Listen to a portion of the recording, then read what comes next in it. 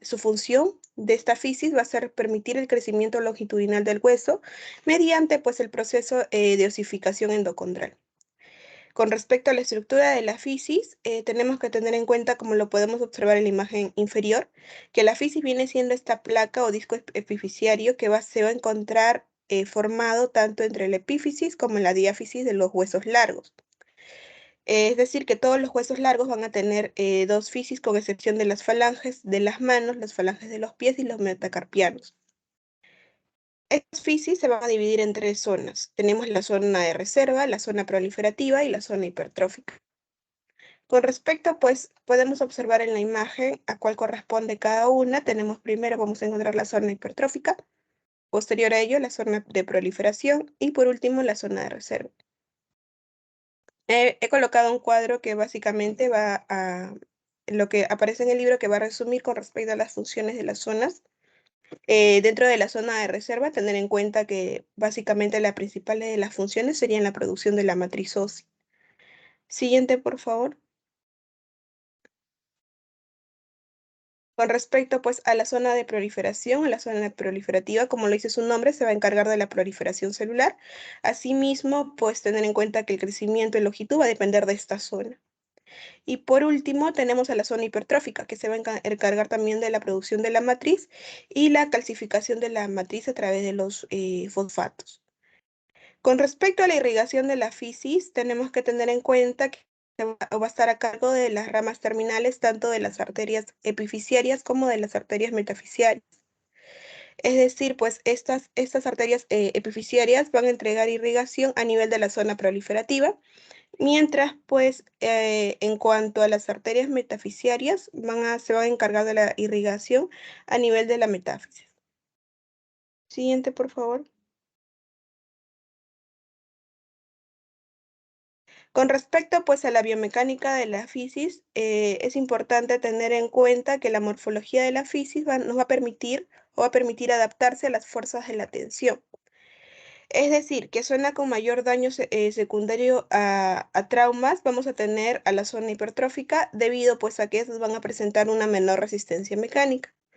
Y con respecto a las fracturas de la epífisis y o metáfisis que comprometen la fisis, pues se le va a denominar disfunciones fracturas.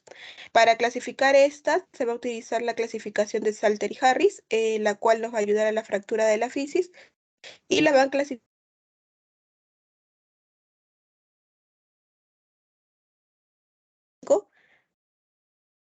Y con respecto, podemos evidenciar con respecto a la localización y en cuanto al tratamiento y el pronóstico, todo se encuentra resumido en este cuadro. Por ejemplo, la de tipo 1 se va a dar una separación. Con el audio, no se escucha muy claro. Chicos, ¿ustedes están escuchando completo o está interrumpido el audio?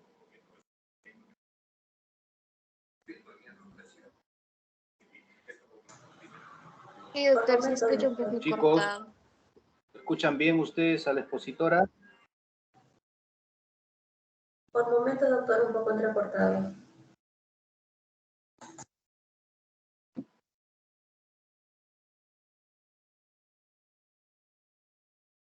Doctor, ahí me pueden escuchar mejor, no sé, creo que es mi internet.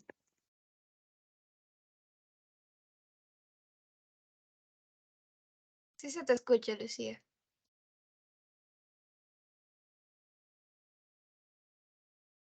Ya. Bueno, entonces tener en cuenta que las fracturas en los niños se diferencian. No solamente está interrumpido. Repite un poquito, por favor. Perdón, doctor, no lo logré escuchar. Repito todo sobre la biomecánica.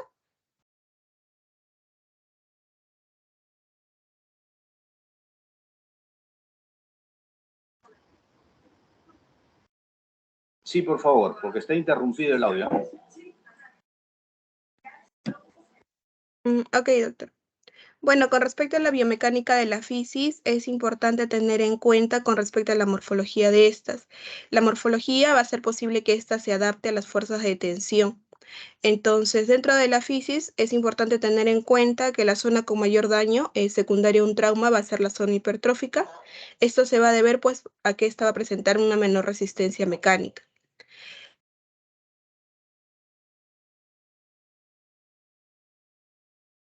Disyunciones, fracturas, para las cuales su clasificación se va a usar la clasificación de Salt-Harris, la cual nos va a corresponder diferentes tipologías, ¿no? Tenemos la de tipo 1, 2, 3, 4 y 5, y en este cuadro podemos observar el resumen de ello, ¿no? Con respecto a su localización, al tratamiento que se puede dar y al pronóstico de esto.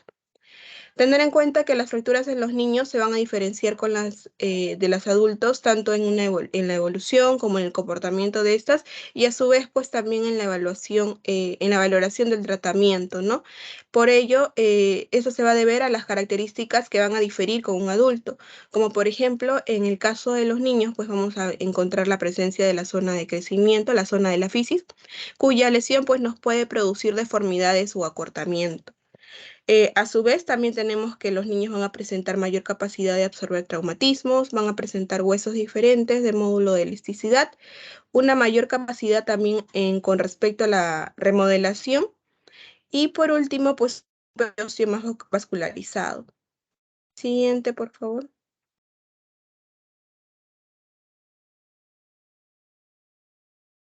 Con respecto a la fisiopatología, debemos tener en cuenta que el hueso poroso y flexible es lo que nos va a facilitar en los niños la producción de fracturas. Entre las más comunes tenemos la en rodete y en tallo verde, que ya se van a explicar más adelante, los cuales pues vienen siendo inexistentes en el grupo de los adultos. Las fracturas articulares vienen siendo poco frecuentes a nivel de este grupo etario de los niños, y esto básicamente se va a deber a que los cartílagos de crecimiento, es decir, la fisis, y su pericondrio van a ejercer una acción biomecánica especial. Esto quiere decir que estos pueden ser de cierta manera gomosos, nos van a permitir van a almohadillar las superficies articulares, haciendo infrecuente, por ejemplo, las fracturas tanto en cadera como en el del raquis. Entre las fracturas más frecuentes, pues tenemos, como ya mencionamos, en las dos primeras imágenes, y tenemos también con respecto a las fracturas en tallo verde. Según las fracturas clasificadas según el grupo etario, tenemos a las fracturas a nivel del primer año. En este grupo pues van a ser raras las fracturas traumáticas. Tenemos que tener en cuenta que si se observan fracturas múltiples graves, deben sugerir tanto trastornos metabólicos, displasias, o también estas pueden ser causadas por maltrato. Con respecto a los traumatismos con oscilación ósea, estos van a presentar un pico durante el primero y el segundo año de vida, pero son más frecuentes las entidades no ortopédicas. A nivel de los 2 años viene siendo más frecuente la fractura de clavícula, los huesos, la fractura también a nivel de los huesos del antebrazo y en especial a nivel del radiodistal. Según el tipo de fractura, vamos a observar que con respecto a la fractura del miembro superior, las más frecuentes vienen siendo en los grupos de la edad preescolar inmediata y aquellos que presentan pues los 2 primeros años de escolaridad. Con respecto a la fractura supracondilia de codo, la máxima incidencia se encuentra a nivel de la edad escolar. Y con respecto a la fractura de antebrazo, la más frecuente viene siendo en niños de pocos años, pero vuelve a tener un pico alto a nivel de la adolescencia y la segunda década. Siguiente, por favor. Con respecto a los tipos de fracturas más frecuentes en este grupo, vamos a tener a las fracturas en tallo verde. Tanto el grosor perióstico y la elasticidad del hueso de los niños nos va a permitir una rotura de solo una de las corticales del hueso en el lado que se va a observar de máxima convexidad, ¿no? Como podemos observar en la imagen. Con respecto a la incurvación traumática, estas vienen siendo mucho menos frecuentes y pues el hueso no llega a romperse, solo se deforma. Estos se van a presentar, este tipo de fracturas tanto se pueden observar tanto a nivel del antebrazo y de la pierna. En este caso, pues la remodelación ósea viene siendo escasa. Con respecto a las fracturas ocultas, estas van a presentar un mínimo desplazamiento de los fragmentos y o naturaleza cartilaginosa en uno de los fragmentos fractuarios. Esos no van a ser visibles generalmente en la radiología convencional y básicamente pues se va a deber a lo que precisamente le he mencionado. Con respecto a las fracturas en rodete, Esto se va a deber por aplastamiento en las metáfisis de los huesos largos. Estos vienen siendo más frecuentes en el radio distal y menos frecuente en el húmero proximal. Con respecto a las fracturas en ambulsión, básicamente estos se van a dar mayormente en la edad infantil, pero sobre todo en la adolescencia, ¿no? Donde las estructuras ligamentarias vienen siendo más fuertes que los núcleos de crecimiento. Con respecto a la fractura de los primeros pasos, estos van a aparecer precisamente en la edad en los que los niños se encuentran empezando a andar y pues básicamente estos van a sufrir caídas repetitivas, ¿no? Suele aparecer mayormente a nivel tibial. Siguiente, por favor.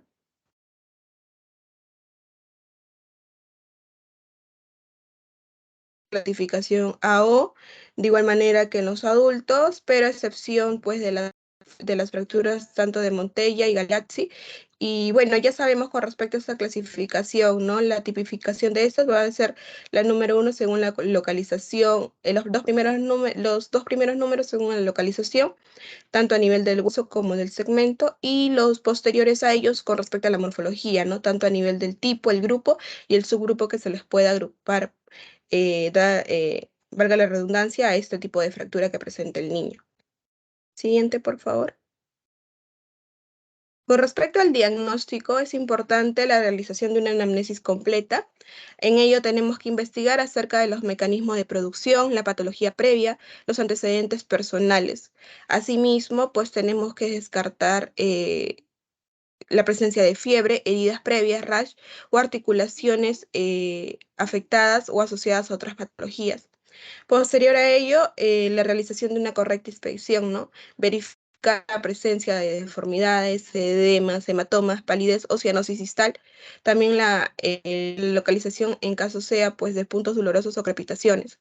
Esto siempre se debe realizar comparando con la extremidad sana, tiene que estarse de forma comparativa y es recomendable pues hacerlo de una primera instancia, comenzar a inspeccionar en la extremidad sana con la finalidad de no generar dolor en el paciente y pues generar también un ambiente de confianza para que posteriormente se deje examinar con facilidad. Con respecto a la sensibilidad, se va a hacer la búsqueda de puntos dolorosos a nivel de toda la extremidad.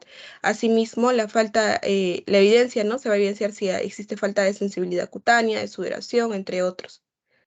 Con respecto a la palpación, se debe realizar al borde de la fractura, a nivel del edema local o crepitación. Se debe explorar las articulaciones que se encuentren tanto proximales como distales a la zona de fractura. El examen neurovascular se va a realizar tanto antes y después de cada intento de reducción. En ello vamos a examinar tanto el color, los pulsos, la temperatura, perfusión, así como funciones motoras y o sensitivas de la extremidad afectada, ¿no? Esto se debe hacer con rapidez debido a que nos va a ayudar pues a descartar la presencia de algún síndrome compartimental. Y con respecto al cuadro agudo también nos va a ayudar a detectarlo, debido a que estos pues, se van a caracterizar por un dolor desproporcionado para la lesión, a la movilidad pasiva y estiramiento de la musculatura. Asimismo, pues a nivel del cuadro agudo vamos a encontrar palidez de la extremidad, ausencia de pulso, parálisis, parestesias. Con respecto al examen radiológico, esto se debe realizar en proyecciones antero, posteriores y laterales de la extremidad afectada, siempre incluyendo la articulación tanto proximal como distal a la fractura. También se puede valer tanto de proyecciones oblicuas, focalizadas o comparativas, especialmente en zonas muy cartilaginosas o con núcleo de calcificación. Entonces, la actitud que debemos tomar inicialmente debe ser pues una inmovilización, no toda fractura inestable o con gran inestabilidad, como ya sabemos, tiene que ser inmovilizada. Si en caso de los pacientes pues, presenten dolor, una analgesia oral o intravenosa, tanto oral como el ibuprofeno, intravenosa como el fentanilo. Asimismo, también tenemos que ayudarnos de un estudio radiológico ante las fracturas abiertas. Nuestro actuar debe ser limpiar y cubrir con gasas empapadas de suero salino, asimismo pues canalizar vía para la administración de antibiótico, ¿no? Para evitar ello una posible infección, porque esta fractura abierta está expuesta a ello. Y pues si a su vez si se observa limitación con respecto a la movilidad articular, pero sin haber objetivado a nivel de los estudios radiológicos, es recomendable la inmovilización de la extremidad y un control aproximadamente por 7 días.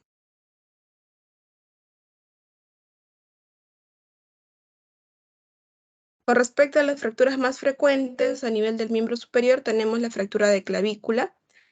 Esta viene siendo la fractura obstétrica más frecuente a nivel del neonato.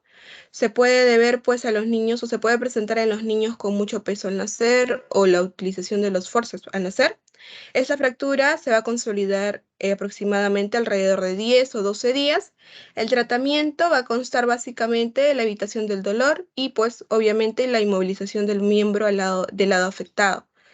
A nivel de una intervención quirúrgica viene siendo excepcional en el caso de los niños, en ciertos casos puntuales, y tener en cuenta que con respecto al tratamiento por debajo de los 6 años se recomienda el vendaje de Belpau, y en los casos de los niños mayores de 6 años, en caso sea la reducción necesaria, el vendaje en 8 viene siendo la más frecuente y la más utilizada en este tipo de casos. Como podemos observar a nivel de las imágenes radiológicas, en la primera imagen podemos observar una fractura a nivel de la clavícula. Esta fractura viene siendo en tallo verde. Y como podemos observar en la segunda imagen, esta viene siendo una fractura completa a nivel de la clavícula, porque podemos observar el desplazamiento. Siguiente, por favor. Con respecto a las fracturas en húmero, tenemos 3 tipos de fracturas principalmente. La epifisiólisis a nivel proximal del húmero, estos se vienen dando por un mecanismo violento a nivel de los movimientos de aducción y rotación. Como podemos observar en la imagen, el tratamiento va a ser básicamente una reducción cerrada y la colocación de un yeso toracobraquial. La remodelación de ellos en este grupo de fracturas va a demorar dentro de 3 y 6 años, y pues esto nos puede alterar, ¿no? O afectar el crecimiento de este grupo, de estos niños, ya que se trata de una de las dos más fértiles en cuanto a la extremidad superior, ¿no? Tenemos otra que es la fractura de extremidad proximal. Estas pues son metafisiarias, estas vienen siendo más frecuentes que las anteriores mencionadas, y estas se van a clasificar, ¿no? Según fracturas en rodete, fracturas lineales, fracturas desplazadas o fracturas secundarias a la presencia de un quiste óseo esencial. Básicamente va a afectar principalmente a la población mayor de 3 años, y con respecto al tratamiento, pues se va a recomendar inmovilización y vendaje de Belpau. En cuanto a las fracturas desplazadas, viene siendo todavía una controversia si se va a usar o hacer uso o no de una reducción anatómica. Y por último tenemos a las fracturas diafisiarias de húmero, las cuales dentro del 1 y 3% vienen siendo a nivel de las fracturas infantiles y van a representar del 10 al 15% de las fracturas de húmero. La mayor incidencia en cuanto a este caso viene siendo en grupos menores de 3 años y mayores de 12. Los mecanismos por los cuales va a presentarse, ¿no? Va a dar paso a la formación de estos, viene siendo por un golpe directo, o de manera indirecta por una rotación brusca, un trauma deportivo, o en el caso de maltrato a nivel de los lactantes.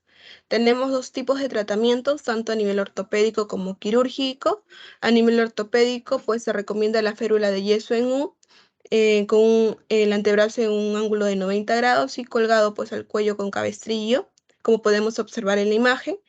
Y a nivel del tratamiento quirúrgico, como ya se ha mencionado en este grupo etario, viene siendo raro, pero se recomienda para los pacientes politraumatizados, ¿no? En el caso de fracturas bilaterales, abiertas, o si hay una lesión de la neurovasculatura. Asimismo, pues en este caso se va a hacer uso de los clavos intramedulares de tipo elásticos. Bueno, eso sería todo con respecto a mi parte. Le doy paso a mi compañero. Gracias. Disculpe, alumna, ¿su nombre cuál es? Doctor Inostroza. Inostroza. Lucía. Correcto. Siguiente paciente. Siguiente expositor, perdón. Listo, doctor. Soy el alumno Guamán Morbelín, César. Voy a seguir con la exposición, hablándoles ahora sobre las fracturas de tipo extensión. Vamos a ver que Adelante. las fracturas supracondilianas son el tipo más común de fracturas en la articulación del codo durante la infancia. Y acá principalmente el mecanismo, ¿no? El mecanismo típico, en este caso de la lesión, es una caída desde la propia altura sobre la palma de la mano. Como podemos ver en la imagen, principalmente al caer de la bicicleta, ¿no? Como se ejemplifica.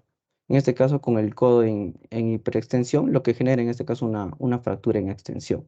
Ahora, vamos a ver que representan del 97 al 99% de las fracturas supracondilias del húmero en general. Ahora, estas fracturas por extensión se acostumbra a tratar mediante reducción y agujas percutáneas, que pueden ser una por cada lado o dos agujas colocadas en el lado radial. Ahora también puede ser correcto en este caso solo dos agujas por el lado interno, en el caso de la tipo 2, que vamos a hablar ahora de la clasificación, que es cuando hay poco desplazamiento, ya que en las de tipo 3, cuando hay gran desplazamiento, van a requerir en este caso siempre una aguja colocada desde la zona epitroclear.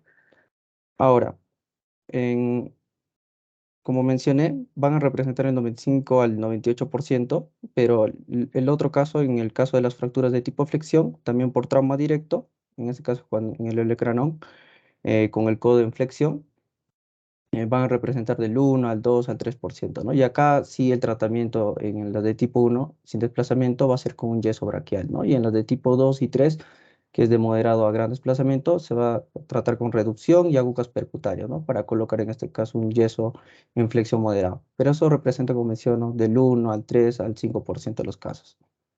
Ahora, lo más importante acá, lo que es la clasificación, se usa lo que es la clasificación de Garland modificada, ya que antiguamente se usaba la clasificación de Garland, pero se dividía en lo que era de tipo 2, en tipo 2A y tipo 2B. Ahora acá lo resume en este caso solamente en 4. Hablando primero de la tipo 1, acá sí, en este caso, este tipo es no desplazada, ¿no? O presenta un desplazamiento mínimo de 2 milímetros. Y la cortical posterior presumiblemente está indemne, pero en forma de una bisagra. Y vamos a ver que en una radiografía de perfil estricto del codo, la línea humeral anterior no atraviesa el tercio medio del capitelio, ¿no? Que es la pequeña cabeza del húmero. Ahora, en la de tipo 2, que es una fractura supracondilia, va a estar sí desplazada en mayor a 2 milímetros, ¿no? Y la cortical posterior presumiblemente va a estar indemne, pero en forma de bisagra. Esa va a ser la diferencia. Y en la radiografía de perfil estricto del codo, la línea humeral anterior no atraviesa el tercio medio, en este caso del capitelio, ¿no? Y vamos a ver que por lo general no se observa deformidad, en este caso deformidad rotatoria en una radiografía de frente también, ¿no? Debido a la bisagra posterior ya intacta. Ahora lo que compete la clasificación también, ya en lo que es clasificación de tipo 3, acá sí hablamos de una fractura supracondilia ya desplazada, en este caso sin contacto cortical significativo y habitualmente hay extensión en el plano ya sagital y rotación en los planos tanto frontal o transversal. Vamos a ver que se puede observar también un desgarro extenso del periósteo y esta fractura se suele acompañar de lesiones también de partes blandas, así como vasculonerviosas también. Y bueno, también es posible, en este caso, subestimar el grado de pérdida de la alineación normal en lo que son fracturas con minución y colapso de la columna medial. En lo que es de la tipo 4, estas fracturas sí se caracterizan ya por una bisagra perióstica, ¿no? Esa va a ser la diferencia. Pero en este caso en toda su circunferencia. Y se caracteriza por la inestabilidad tanto en flexión como en extensión. Y por lo general esa inestabilidad multidireccional se termina con el paciente ya anestesiado, ¿no? En el momento ya de la cirugía. Como puedes ver en estas imágenes, ya como en el tipo 3, cuando ya es desplazada, también se va a usar otro método que es la proyección de fluoroscópica, ¿no? Anteroposterior, que es intraoperatoria, donde se usa 3 clavijas de entrada lateral que son colocadas para una fractura de tipo 3 principalmente. Bueno, para el diagnóstico ya radiológico, acá sí va a ser importante determinarlo en dos proyecciones, tanto en lo que es antero-posterior y tanto en lo que es en perfil estricto, ¿no? Vamos a tener lo que es la proyección antero-posterior, en este caso estricta, de la parte distal del húmero, más que con una radiografía de frente del codo y una radiografía de perfil estricto del codo, ¿no? Y estas radiografías iniciales pueden no revelar ninguna evidencia de fractura en el primer momento, ¿no? Excepto por un signo de la almohadilla adiposa posterior. En presencia de una lesión ósea, en este caso también se utilizan dos parámetros radiográficos principales, en este caso para evaluar lo que es este tipo de fracturas, ¿no? Ahora, en lo que es una radiografía de perfil estricto, de codo normal, la línea humeral anterior debe atravesar lo que es el capitelio, ¿no? Lo que es la cabeza, a través de su tercio medio. Y en una fractura supracondylar de tipo extensión, el capitelio es posterior también a esta línea. Ahora, otro detalle es el ángulo de Baumann o ángulo de capitelio humeral, que es en sí el ángulo entre el eje longitudinal de la diáfisis humeral y la línea del cartílago de crecimiento, ¿no? Del cóndilo externo, que es el rango normal de este ángulo. Vamos a ver que es de alrededor de 9 a 26 grados.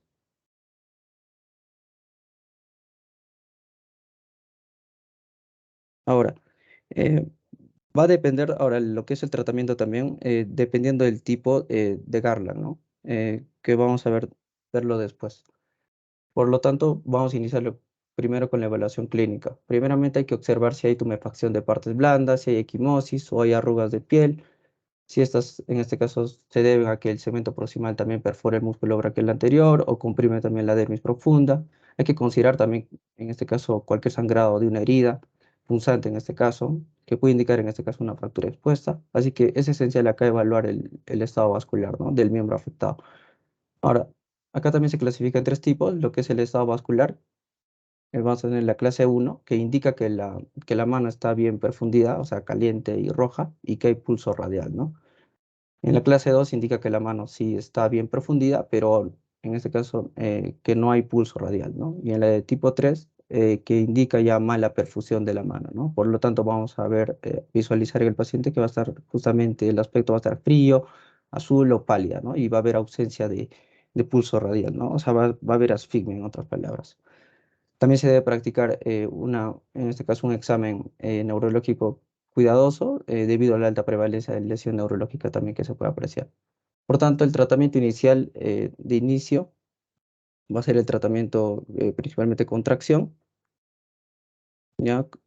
Que en sí va a ser el tratamiento definitivo de estas fracturas supracondylares en los niños. Vamos a ver que algunas series también han comunicado tasas de cúbito varo que pueden variar del 9 al 33%, ¿no? Pero también es difícil justificar de 14 a 22 días de tracción intrahospitalaria, dados los excelentes resultados de la reducción a cielo cerrado, que también es otro método, y de eficacia con clavos de Kirchner, ¿no? Que suele también requerir no más de una noche de hospitalización y se puede asociar en este caso con una baja tasa de complicaciones intraoperatorias.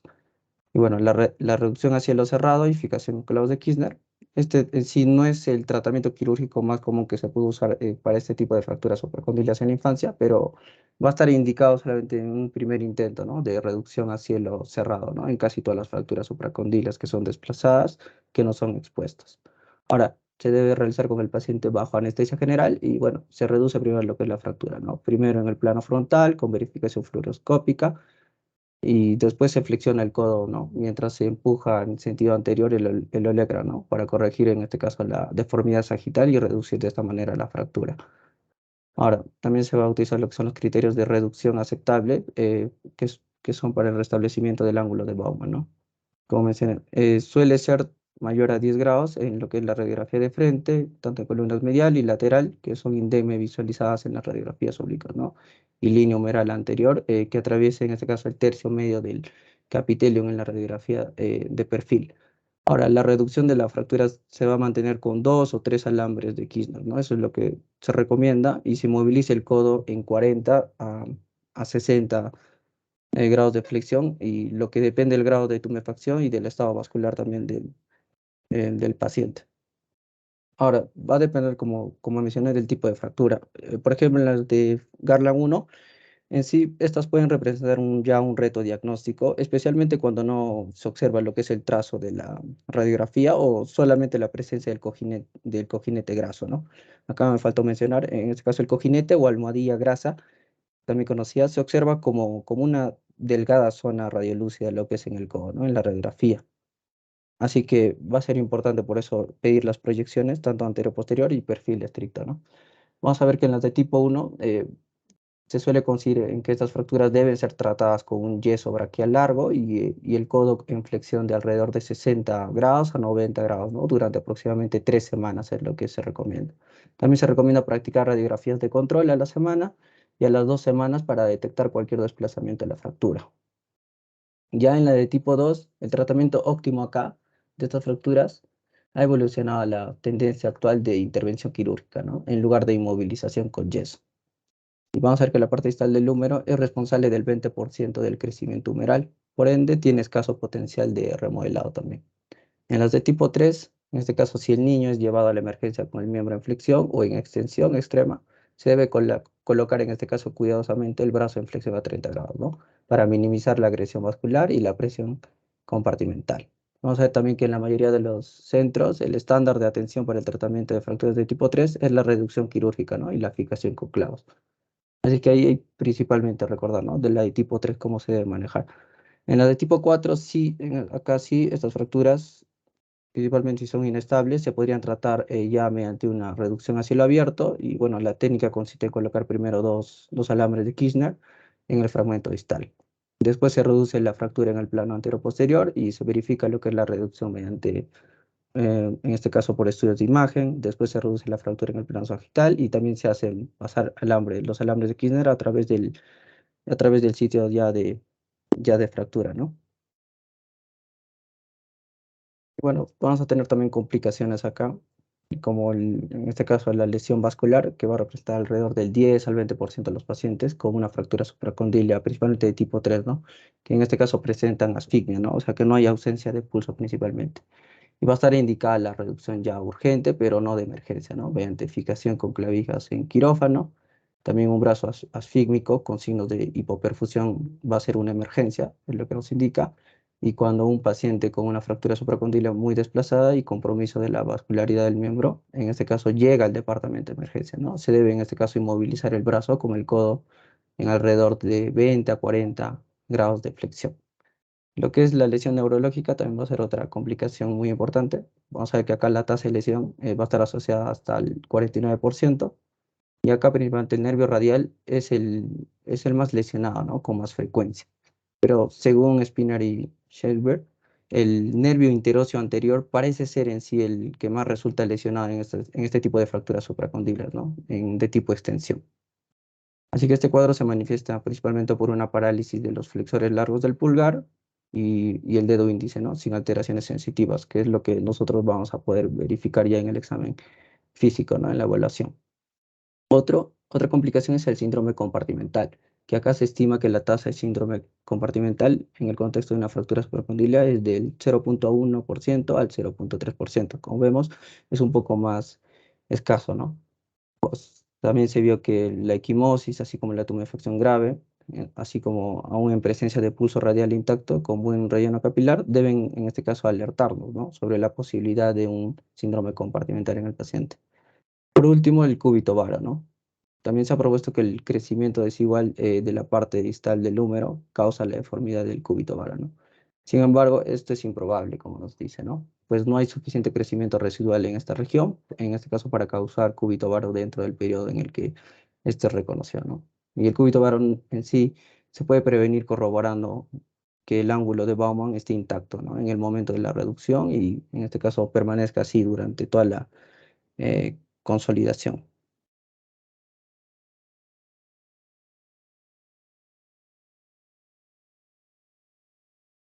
Bien, Eso vamos sería a todo. continuar.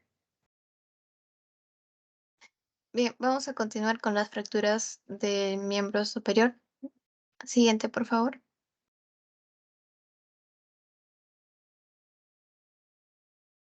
Bien, entonces comenzamos con las fracturas de la epitróquea. Esto va a representar el 11% de las fracturas, como Su sabemos, de la nombre, por favor, articulación del pie. alumna. Su nombre, alumna. Catherine Hurtado, doctor. Mi anterior compañero es César Guamán. Así es. Gracias. Continúe. Gracias, doctor. Una pregunta, disculpen. Sí, doctor. ¿Los temas que ustedes están exponiendo han sido sugeridos por alguien? ¿Alguien les ha dicho expongan esto o lo otro? No, doctor. Bueno, si bien la exposición del alumno Guamán está bien, es una buena exposición, es un tema demasiado profundo. Estamos viendo nosotros, estamos a nivel pregrado, ¿no? Y bueno, las fracturas de paleta humeral o de húmero distal en niños está correcto, está muy bien, pero como que no está a un nivel de pregrado, está a un nivel de posgrado, ¿no? Hay cosas más importantes generales. Bueno, continúen nomás, chicos, y al final voy a complementar con alguna proyección. Continúe, doctora. Ok, doctor. Bien. Entonces, tocamos el tema de la fractura de epitróclea, lo cual viene a ser parte de la articulación del codo. Como mencionábamos, viene a representar el 11% de estas fracturas en el caso de los niños, y esto se va a ocasionar dado un desprendimiento epifisiario, ya que esta apófisis va a tener un núcleo de osificación propia que todavía se va a cerrar a los 20 años, ¿no? Entonces, eso también pues viene a ser un factor predisponente para ello. En cuanto al mecanismo, se puede provocar por un mecanismo de valgo forzado, con el codo pues extendido, y en el cual los ligamentos mediales y los músculos epitrocleares van a traccionar la epitróclea y pueden arrancarla. Ahora, si en el caso de si el mecanismo fuera mucho más violento, lo que puede ocasionar es que la cápsula interna se puede romper y también el codo se va a subluxar. Y bueno, para ello también vamos a tener cierta clasificación. Se puede tener también la clasificación de Watson-Young. Sin embargo, también en el libro pues se nos menciona hasta 3, ¿no? En el caso de la clasificación de Watson-Young, también lo que nos menciona pues es que en el tipo 1 van a ser las que son de menos de 5 milímetros de desplazamiento. En el tipo 2 van a ser mayor de 5 milímetros de desplazamiento y también localizada enfrente de la interlínea articular.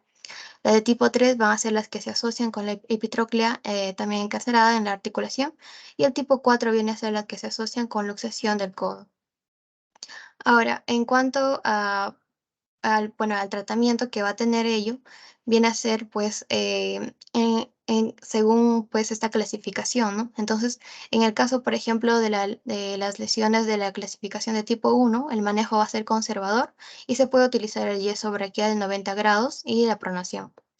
En el caso de la clasificación número 2, si existiera desplazamiento mayor de 1 centímetro, lo que se va a realizar es la reducción y también reinsertación con las agujas del Kirchner. Y en el caso de la 3, viene a ser una reducción abierta con una extracción del fragmento y también reinsertado. En la clasificación número 4, lo que se debe realizar es la reducción de la luxación y también la reinserción de la epitróclea. Siguiente, por favor.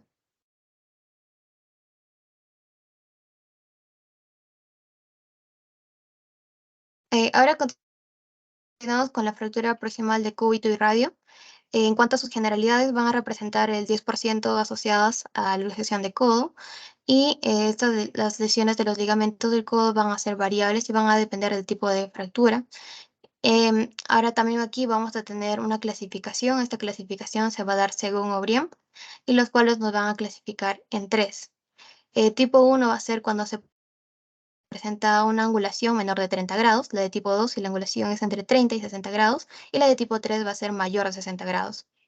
En cuanto al manejo, en el caso de la clasificación número 3, el tratamiento se va a dar de forma quirúrgica con reducción y estabilización con las agujas de Kirchner, y además también pues que se va a recomendar la inmovilización durante 3 a 7 semanas. De igual forma, también aquí se menciona que la mayor pérdida de movilidad se puede dar con la reducción abierta. Pasamos también a las fracturas dificiarias de cúbito y radio. Estas van a representar del 40 a 50% de las fracturas en la niñez. 3 de 4 de ellos van a involucrar el extremo de radio, y sobre todo se va a dar por la caída en el brazo extendido. Si nosotros queremos evaluar, por ejemplo, a un paciente de simple vista, el primer signo que nos puede llamar la atención viene a ser el aspecto arqueado en el antebrazo, como se muestra en la imagen.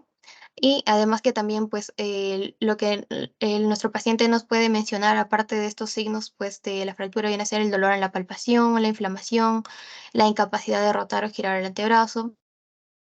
Y bueno, cualquier deformidad que pueda existir alrededor del codo, antebrazo o muñeca, ¿no? Los síntomas que también nos puede mencionar nuestro paciente, pues, viene a ser el dolor severo, también que puede sentirse adormecido. Bueno, esta parte el antebrazo y también la mano del niño, y también la fractura que pues en el niño puede provocar el aspecto arqueado, como se ha mencionado. Ahora, estos pueden ocurrir cerca de la muñeca en el extremo más alejado, de los cuales son distales del hueso, también en el medio del antebrazo y también cerca del codo en el extremo superior proximal del hueso. Dentro de ellas vamos a tener ciertas clasificaciones y entre ellas pues vamos a encontrar la fractura de torus, la metafisiaria, la de tallo verde, la de Galeazzi, la Montella y también de cartílago de crecimiento. Igualmente también recordar que viene a ser una de las causas pues debido a que el niño puede caerse sobre el brazo extendido, ¿no? Como se ha mencionado anteriormente. En el caso de la fractura de torus, esta puede conocerse también como una fractura en rodete. Esta capa puede darse por la capa más superior del hueso, que un lado del hueso va a ser comprimida y va a causar que el otro lado se doble hacia afuera del cartílago de crecimiento. Y esta va a ser una fractura estable y bueno, los pedazos rotos del hueso no se van a separar, no. En el caso de la fractura metafisiaria, la fractura cruza la porción superior e inferior del cuerpo del hueso y no va a afectar el cartílago de crecimiento. En el caso de la fractura de tallo verde, la fractura se va a extender a través de la porción del hueso, haciendo que se doble en el otro lado. Y en el caso de la fractura de Galeazzi, también la lesión va a afectar a los dos huesos del antebrazo. Por lo general, también puede existir una fractura con desplazamiento en el radio y una luxación del cúbito en la muñeca, donde el radio y el cúbito se unen. En el caso de la fractura de Montella, que pues más adelante también vamos a mencionar cómo es que también podemos diferenciar en cuanto a la fractura de Galeazzi y de la de Montella, pues esta lesión puede afectar los huesos del antebrazo y entonces por lo general puede existir una fractura del cúbito y también en la parte superior, en la cabeza de radio, donde va a estar luxada. Y esta viene a ser una lesión muy severa, la cual viene a requerir una atención urgente, ¿no? También pues se dice que dentro de justamente estas dos últimos mencionados, tanto la fractura de Galeazzi y la fractura de Montella, vienen a requerir un tratamiento quirúrgico. Y también tenemos la fractura del cartílago de crecimiento, donde esta también es llamada fractura epifisiaria y puede ocurrir en el cartílago de crecimiento como tal, o también cruzándolo. Y por lo general esas fracturas pueden afectar el cartílago de crecimiento de radio cerca de la muñeca. El manejo viene a ser también, puede ser no quirúrgico como también puede ser quirúrgico. El manejo puede ser no quirúrgico en el caso de una fractura estable, como por ejemplo en el caso de la fractura en rodete, en el cual se recomienda la inmovilización de 3 a 4 semanas, y en el caso de si esta fractura fuera mucho más seria, se recomienda una inmovilización de 6 a 10 semanas de yeso. Y el tratamiento quirúrgico va a estar indicado en el caso de que la piel se encuentre rota, en el caso de encontrar una fractura inestable, en el caso de tener segmentos desplazados, también donde no existiera alineación con la manipulación y también si los huesos que se sueltan en un ángulo en una posición incorrecta, ¿no? También es importante recordar que, bueno, retirar el yeso en la muñeca y el codo pueden tener una rigidez de 2 a 3 semanas, sin embargo, pueden evolucionar correctamente posterior a una recuperación que no va a requerir quizás de una terapia física como tal, ¿no? Siguiente, por favor. Entonces, como mencionábamos, aquí vamos a tener tanto esta fractura de Galeazzi y también la fractura de Montella.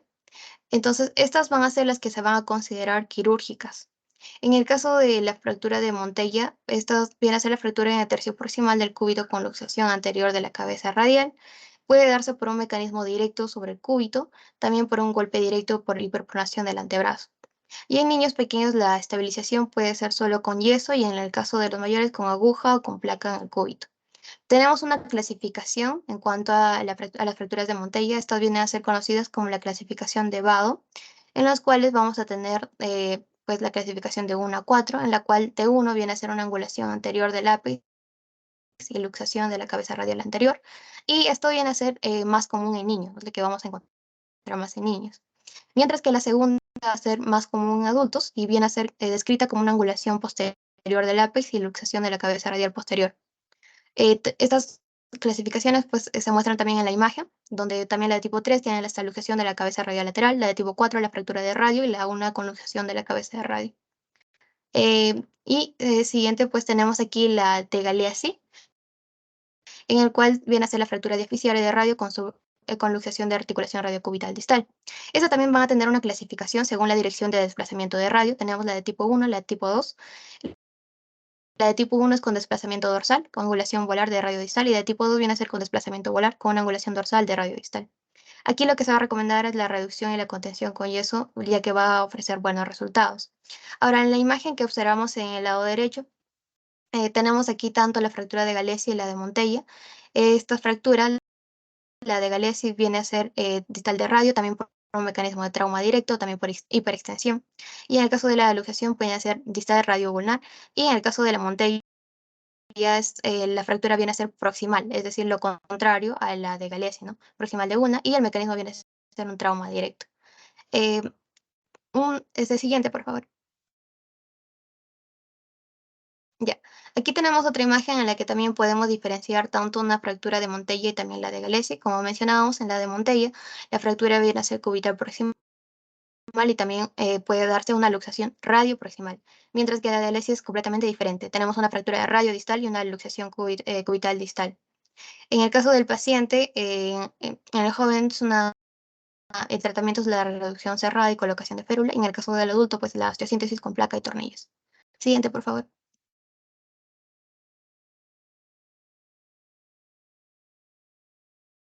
Bien, ahora continuamos con la fractura de muñeca, en los cuales también vamos a tener, bueno, ciertas características. Por ejemplo, esto viene a darse el 10% de las fracturas que se van a asociar a luxación.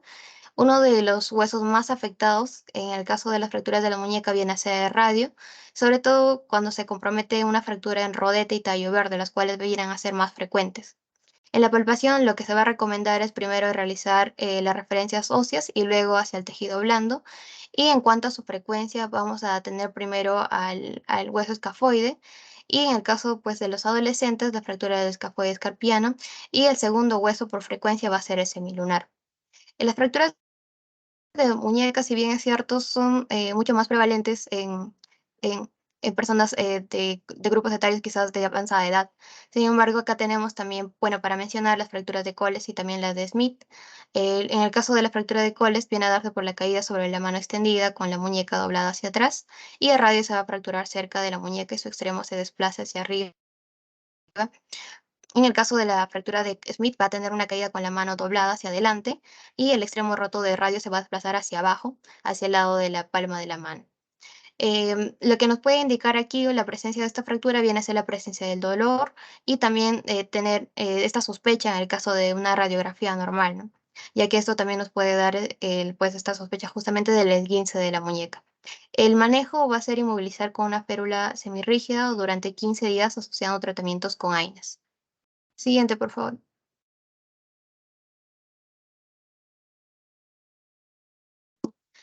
Y aquí tenemos la epifisiólisis distales de radio y cúbito, en las cuales vamos a tener cierta frecuencia, sobre todo de 7 a 16 años, con una incidencia de 12 años, donde el 50% de las fracturas en los niños van a ser fisartas, y de estas el 46% se va a producir en la fisis distal de radio.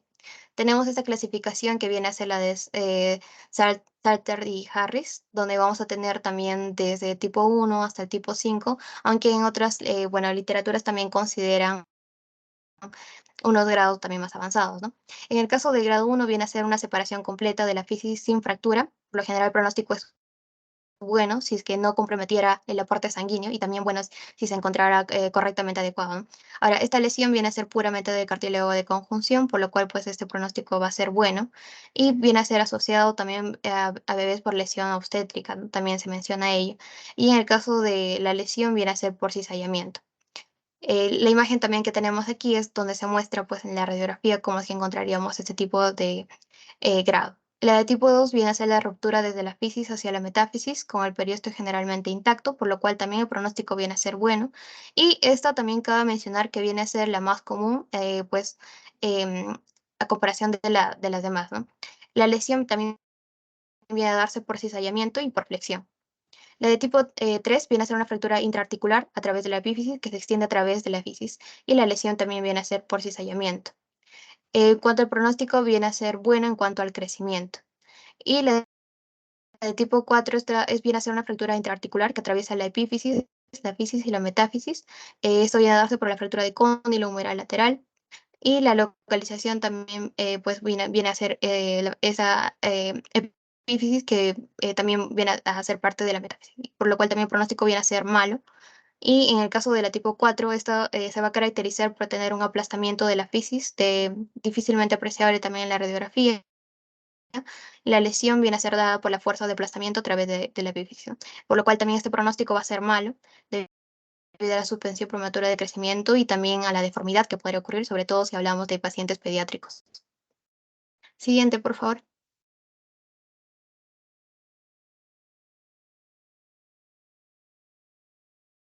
Bien, muchas gracias, doctor, compañeros. Le doy el pase a mi compañero.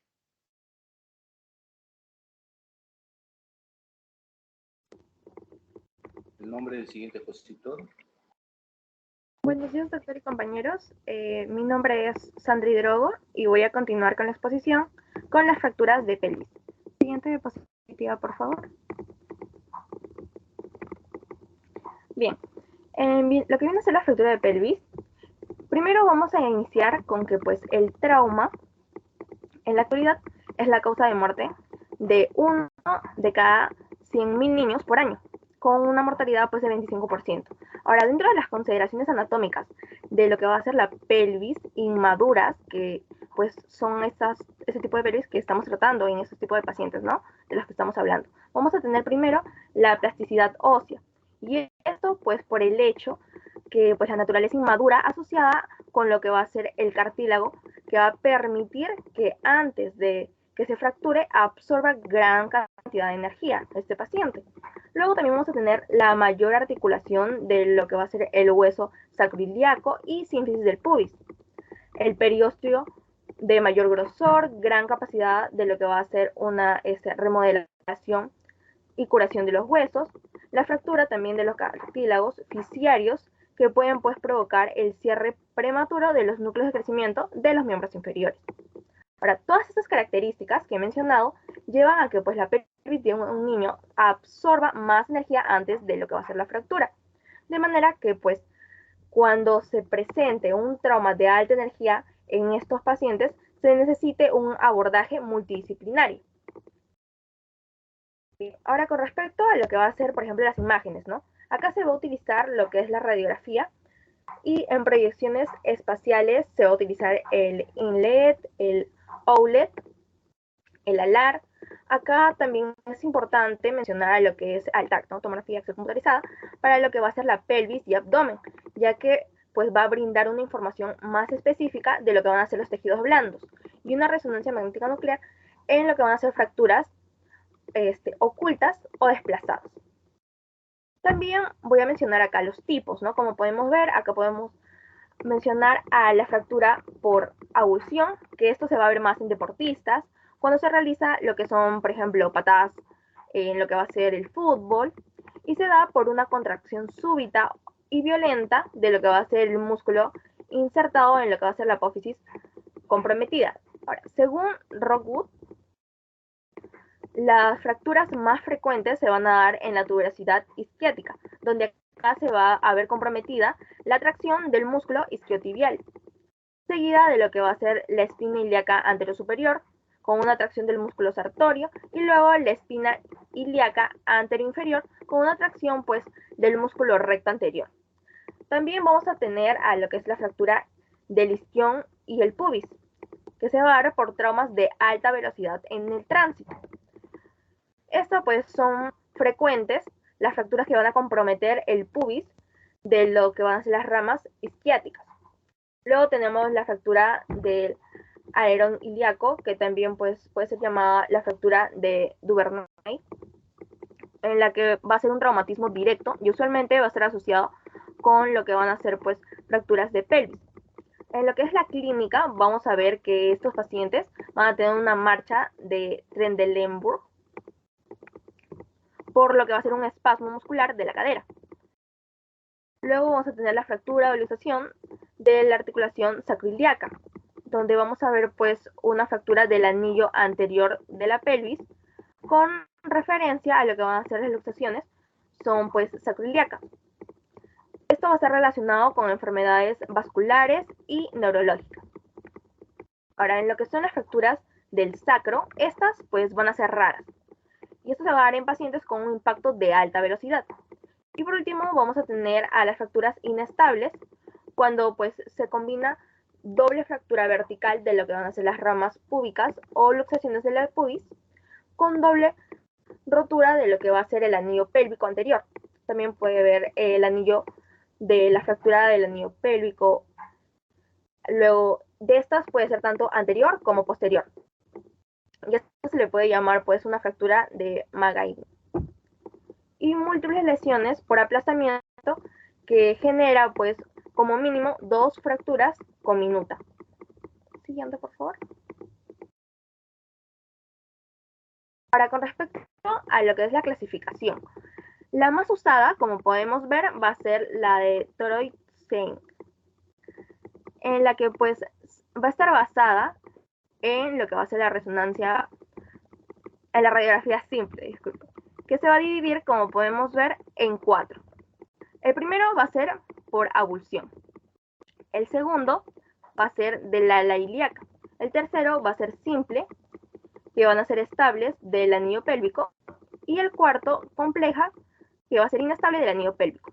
Pero según los estudios de Boston Children's Hospital, en la Universidad de Harvard, propusieron pues una nueva clasificación basada en lo que va a ser la tomografía axial computarizada, en la cual acá vamos a ver que se va a subdividir el tipo 3 que estaba mencionando, ¿no? Que es simple, donde va a estar estable el anillo pélvico, y lo van a dividir en 2, como podemos ver. El primero va a ser si es que la fractura simple no desplazada del anillo pélvico anterior, y la segunda va a ser si hay una fractura simple estable pero de ambos anillos de la pelvis. Siguiente.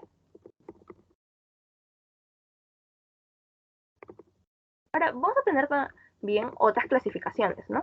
Acá, por ejemplo, podemos ver la clasificación AO, en la cual podemos ver la A, B y C. La A, que va a ser un anillo pélvico estable, B, anillo pélvico parcialmente estable, y la C, un anillo pélvico inestable, ¿no? Y luego tenemos la otra clasificación, que es de Kimbing-Rang, en la cual, pues acá vamos a tomar en cuenta lo que son lesiones viscerales y hemorrágicas.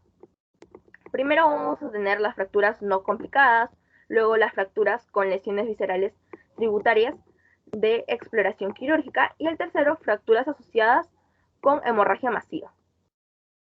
Ahora, con respecto a las opciones de tratamiento, ¿no? El manejo va a ser de forma ortopédica, no quirúrgica.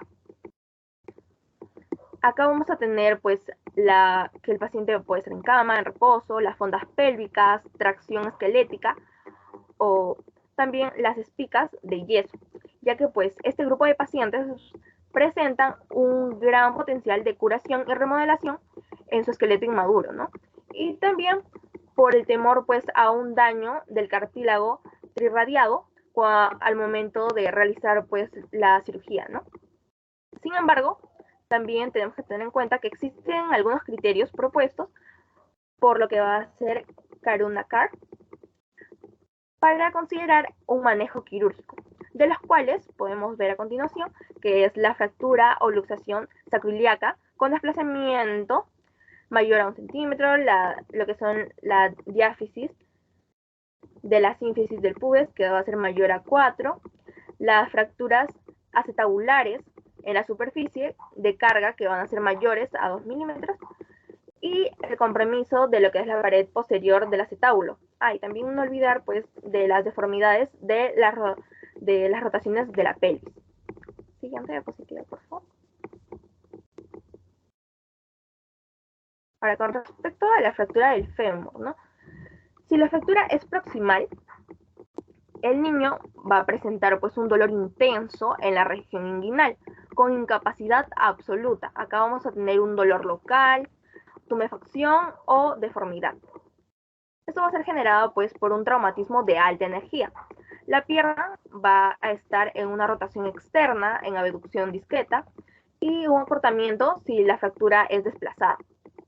El tratamiento debe ser lo antes posible para poder evitar así lo que es una necrosis vascular de la cabeza femoral o complicaciones, ¿no? Como por ejemplo la coxavara, también por ejemplo la epifisioides precoz o la pseudoartrosis. Acá también debemos tener en cuenta que pues las fracturas diaficiarias son frecuentes en los niños. También vamos a valorar acá las estructuras vasculonerviosas. Entonces, si estamos hablando del fémur, acá pues vamos a tener a los vasos popliteos, femorales y al nervio ciático. Y también pues no dejar de lado los órganos internos, ¿no? Ya que pues pueden producir hemorragias. Y como tratamiento se puede usar lo que son las férulas de Thomas o el valva de larga yeso. Pero no debemos utilizar lo que es la férula neumática. Ahora, en lo que es el tratamiento, vamos a distribuirlo por edades. Primero, vamos a tener a lo que son los pacientes de 0 a 6 años, que van a tener un tratamiento ortopédico. Luego tenemos de 6 a 9 años, que pues va a depender del tamaño y del peso. Y de 9 y más años, que estos pues sí ya van a hacer un tratamiento quirúrgico. Ahora, con respecto al tratamiento ortopédico, en lactantes, se va a dar un TPB de 10 a 15 días y yeso pelvipédico. En preescolares se va a dar un TPB en el eje de 10 a 15 días y yeso pelvipédico.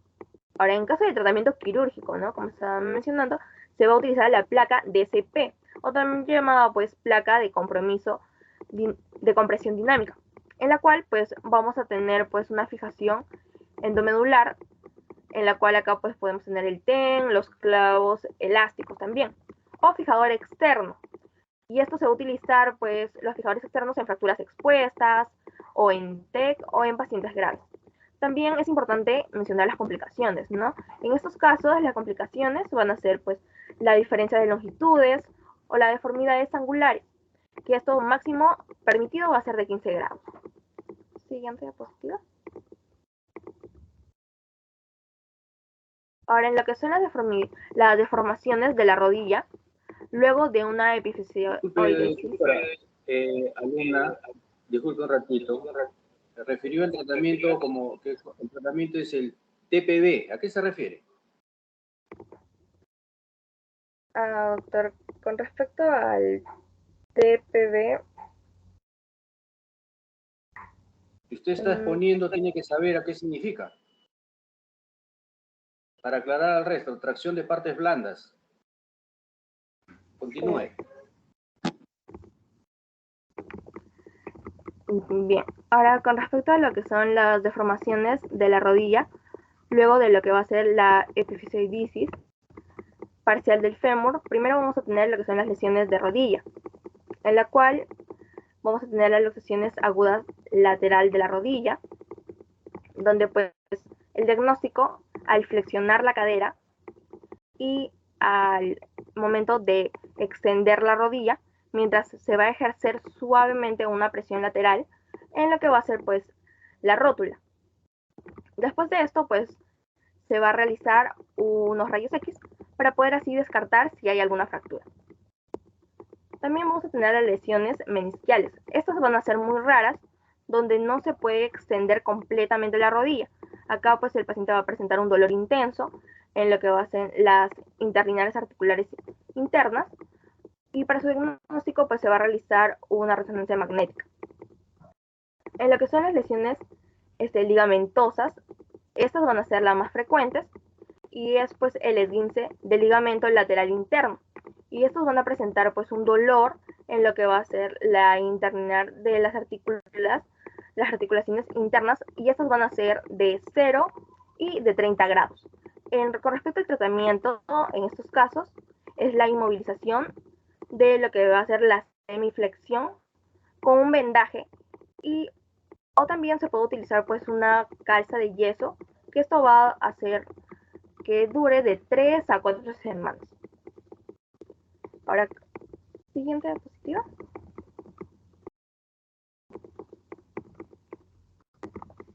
En lo que son las fracturas de pierna, vamos a tener la fractura de la tuberosidad tibial, donde vamos a tener pues acá el edema y dolor localizado en la tuberosidad tibial, y hay un desplazamiento del fragmento donde se va a palpar esta tuberosidad debajo de la piel. Acá se va a utilizar una inmovilización por 6 semanas con un reinicio en los ejercicios de una manera progresiva. También vamos a tener acá las fracturas diaficiarias de la tibia, que van a ser más frecuentes. En un 70% de los casos, el peroné va a estar intacto y pues este va a proporcionar una estabilidad, ¿no? Con respecto al tratamiento, debe ser conservador con yeso. En el caso pues, de los lactantes que están comenzando a caminar, se observa lo que son las fracturas en los primeros pasos. En los niños que se cayeron o tuvieron pues un giro brusco de la pierna y presentan una cojera o un dolor puntual en lo que va a ser la tibia. Esto suele tratarse de pues una fractura espiroidea. Y ante una sospecha, pues acá vamos a colocar un botín de yeso. Y esta fractura se presenta en lo que van a ser pues los niños con un atrapamiento de la pierna, por ejemplo, los niños que estén manejando la bicicleta, ¿no? Y acá van a tener un atrapamiento de la pierna. Acá en estos casos, pues vamos a obtener una vigilancia de 24 a 48 horas para evitar así el síndrome compartimental. Bueno, acá en las imágenes que podemos ver, por ejemplo, en la imagen que está en la parte superior, podemos ver una fractura diaficiaria de la tibia asociada a lo que va a ser pues la epifisioidis de lo que va a ser la tibia distal y una fractura diaficiaria distal de lo que va a ser el peroné que va a estar desplazado, ¿no? Eso es en lo que es la figura A.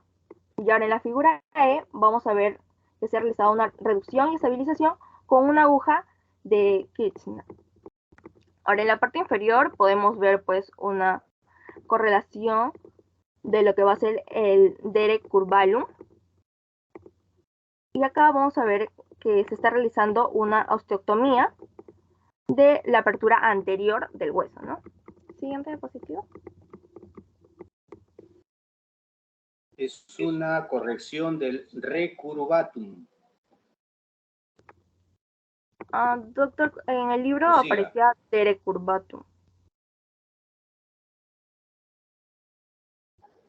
Es un error ortográfico. Está en recurvatum, es la corrección de recurvatum. Ok, siga. Gracias. Bueno, ahora con respecto a lo que son las lesiones de tobillo, son en menores de 15 años, van a ser más frecuentes, y en lo que son fracturas a nivel de la placa de crecimiento, y fracturas óseas de lo que son las lesiones de ligamento. El 85% pues, de lo que van a ser los esguinces se producen por un mecanismo de inversión, afectándose así a un mayor grado lo que va a ser el ligamento lateral externo, y el más débil es el peroneo astragal en la parte anterior. Acá también vamos a tener la clasificación, ¿no?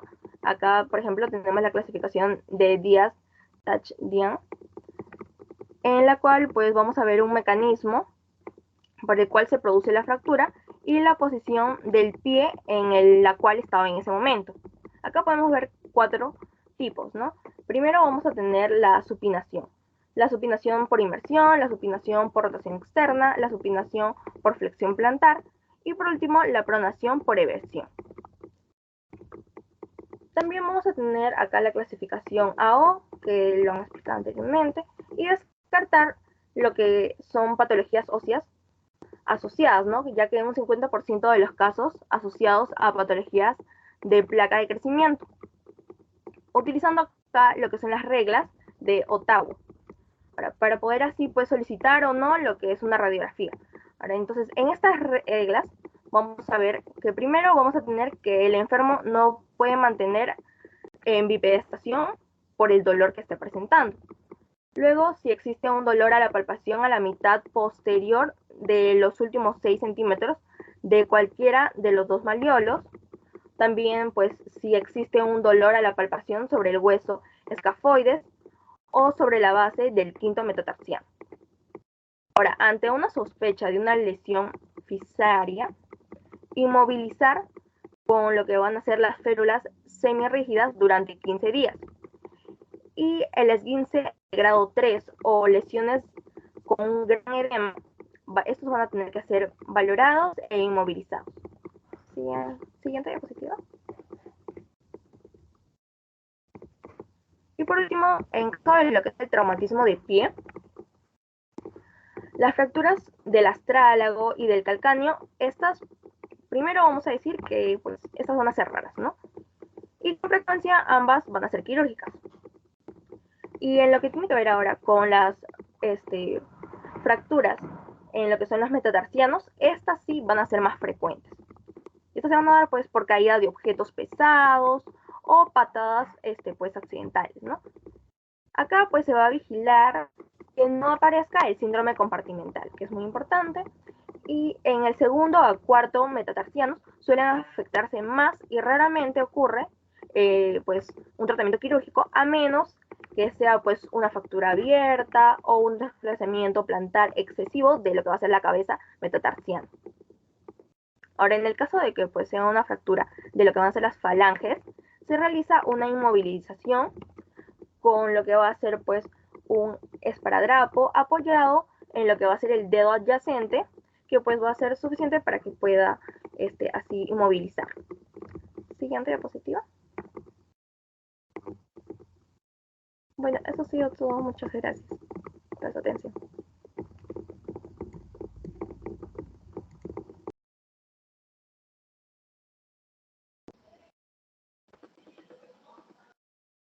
Ustedes han enfocado en temas específicos cuando lo que hemos debido ver son cuestiones generales, ¿ya?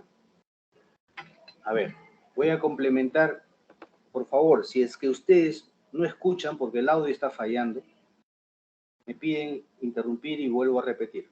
Voy a compartir mi presentación. Voy a correr, voy a hacerlo rápido porque se supone que usted ya algunas cosas van a estar repetidas con lo que han dicho sus colegas, pero lo que yo trato de hacer es un enfoque general de lo que es las fracturas y lesiones en el niño, ¿ya? ¿Me están escuchando, chicos? Sí se la escucha, doctor. Sí, doctor. Ya, una lesión importante, lo más importante de esta clase son las lesiones del cartílago de crecimiento o la fisis, ¿ya? Este es el cartílago de crecimiento, ya lo dijo la compañera. Cartílago de crecimiento en los huesos largos, proximales y distales, ¿no? ¿Y por qué es importante este tipo de lesiones? Las epifisiolistesis. Son urgencias quirúrgicas, chicos. Esto hay que solucionarlo a la brevedad posible, porque si no trae complicaciones. Las complicaciones las vamos a ver a continuación.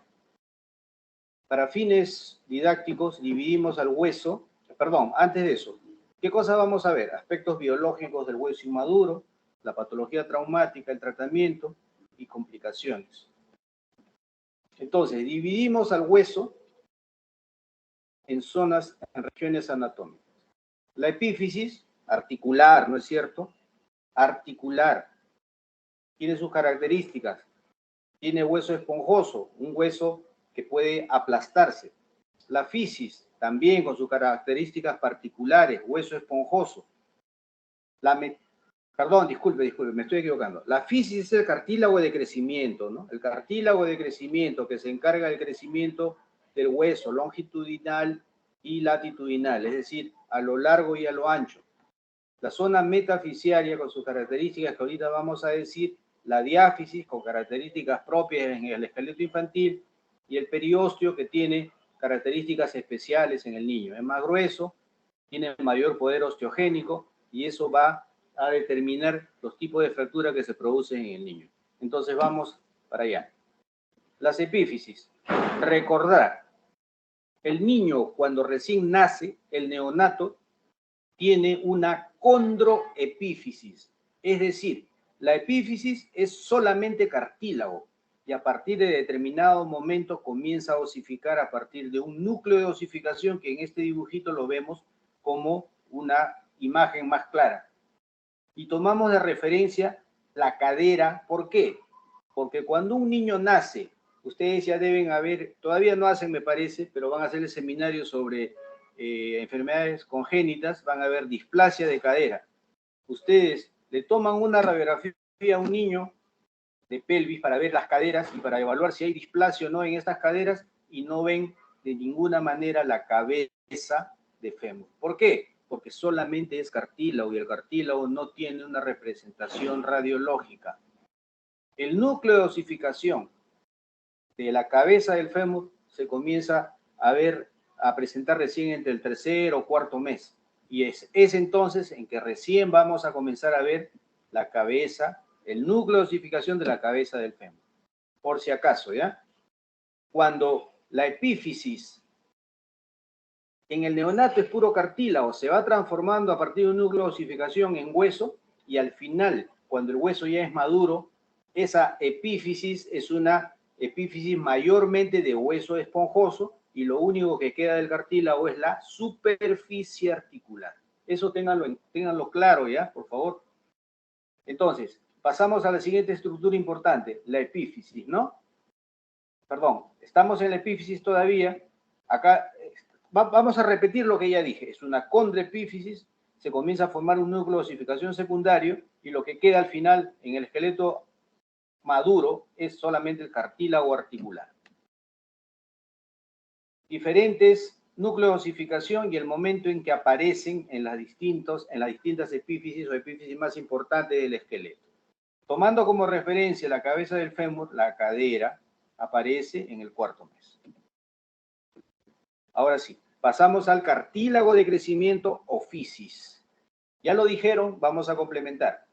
Su función principal, aporta hueso a la osificación endocondral. Por lo tanto, tiene una función de crecimiento longitudinal y latitudinal, de largo y de ancho.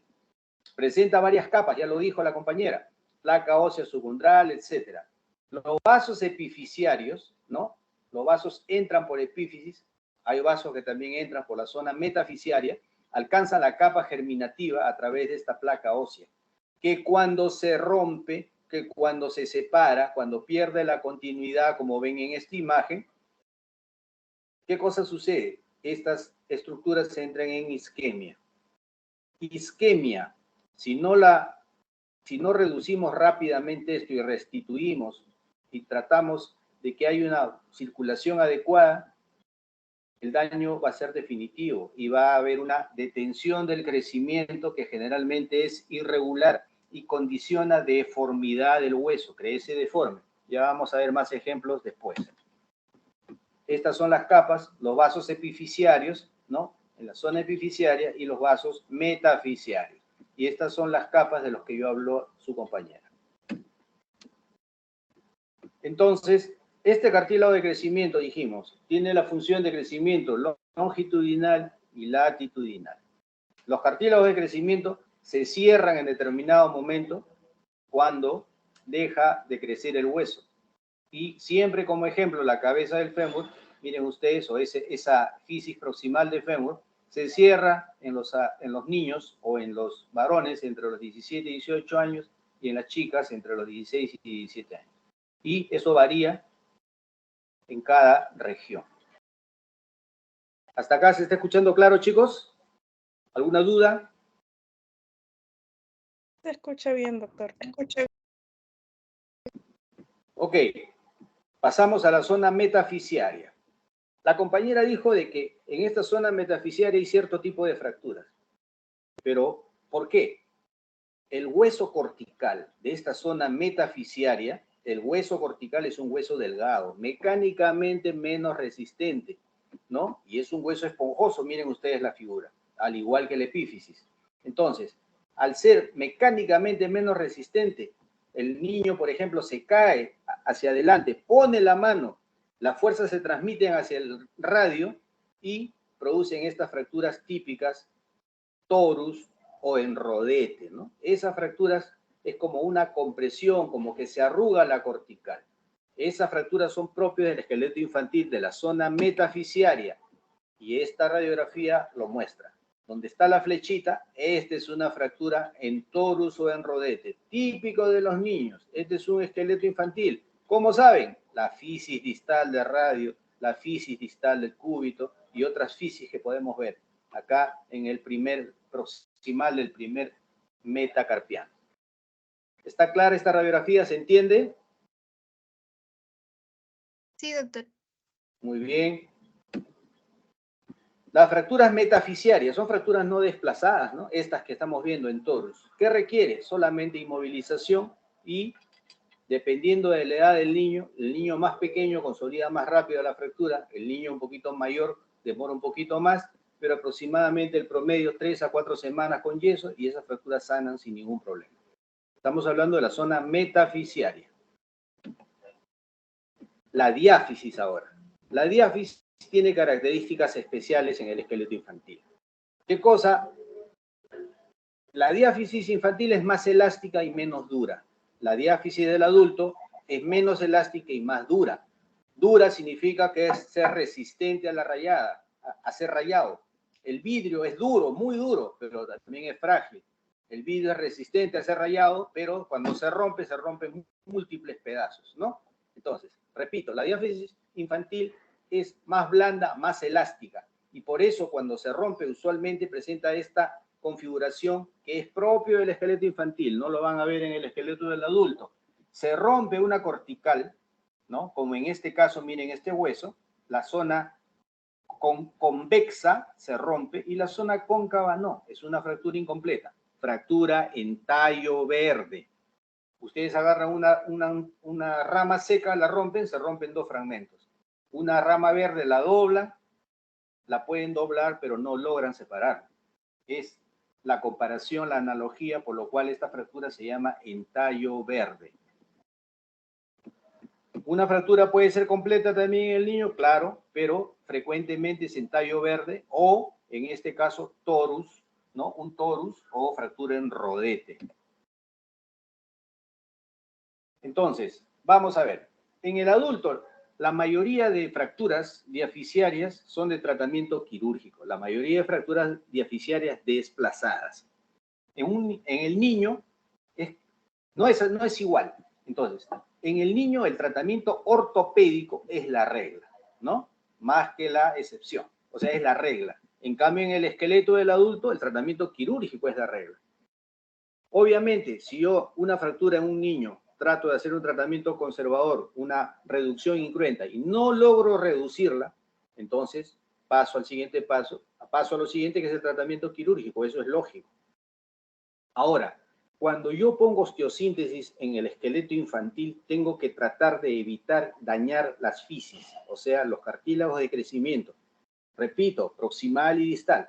Por esa razón, si hay una fractura de fémur, yo no le puedo hacer un enclavijado endomedular, el tipo de clavo endomedular trabado del adulto. ¿Por qué? Porque lesionaría el cartílago de crecimiento proximal, si es que entro con el clavo politrocánter mayor, ¿no? Entonces, hay otro tipo de osteosíntesis que se coloca en el esqueleto infantil.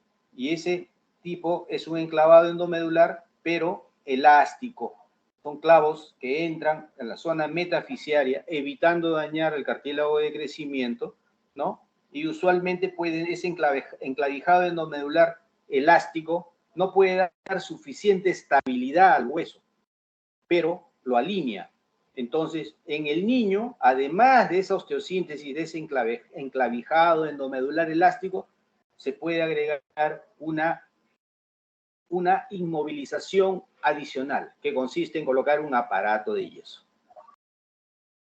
Evitamos tornillos o placas que atraviesen el cartílago de crecimiento. Si tengo que atravesar el cartílago de crecimiento como parte del desarrollo, lo hago con osteosíntesis mínima, clavos lisos, sin rosca, o sea, los clavos de Kirchner. Esto es el ejemplo, miren esta fractura de tibia, ¿no? Que está ya en proceso de consolidación, centrado por la metáfisis proximal de tibia de un lado, la medial, y por el lado lateral con otro.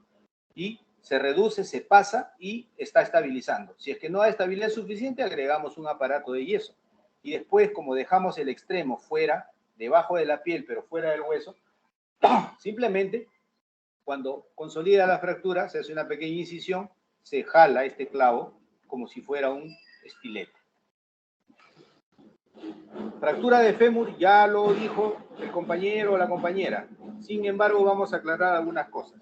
El tratamiento de la fractura de fémur en adulto siempre es quirúrgico.